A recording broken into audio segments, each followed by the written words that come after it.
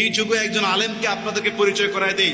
গতকাল রাতে তিনি বলেছেন, এই সরকারের মধ্যে, বর্তমান যে অন্তর্বর্তীকালীন সরকার, এই সরকারের মধ্যে আমাদের আলেমদের ভিতরে একটা আওয়াজ ছিল, একজন ইসলামিক স্কলার যেন থাকে, একজন ইসলামিক স্কলার যেন থাকে, কারণ ইসলামের বিষয়গুলো তো দেখাশোনা দরকার আছে। তখন তারা সর্বপ্রথম এই অন্তর্বর্তী সরকারের জন্য যেই আলেমকে তারা মনোনয়ন করেছিলেন তিনি হলেন শায়েখ আহমদুল্লাহ।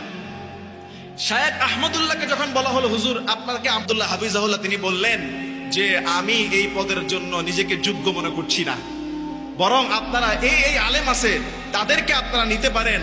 ইতিহাস সাক্ষী দেয়, অতীতের আলেমরা এরকম যখন বড় বড় প্রস্তাব পেতেন, আল্লাহর ভয়ে এরকম দায়িত্ব নিতেন না।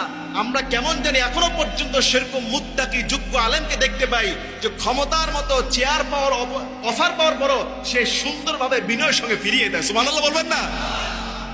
এটা তো বিশাল এক বিনয়।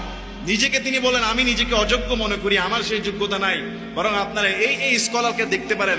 এবং তার রেকমেন্ডেশন এক নম্বরে যিনি ছিল, ছাত্ররা তাকেই নিয়েছে, ডক্টর আফম খালিদ হুসাইন স্যার।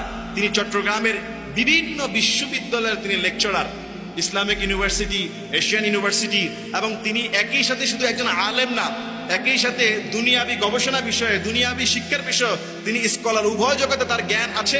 এবং তিনি একই সাথে লেখক, অনুবাদক ইসলামিক ফাউন্ডেশনের। যাই হোক, ইসলামের পক্ষ থেকে, ইসলামিক দল থেকে, ইসলামিক মনোমানসিকতার একজন স্কলার জায়গা পেয়েছে রাষ্ট্রীয় সরকার। আলহামদুলিল্লাহ বলবেন না?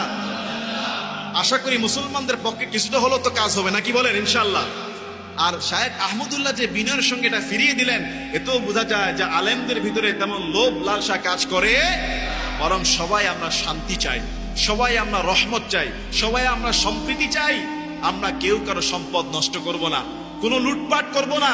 প্রিয় ভাইয়েরা, ওয়ালা তাকুলু আমওয়ালাকুম বাইনাকুম বিল বাতিল।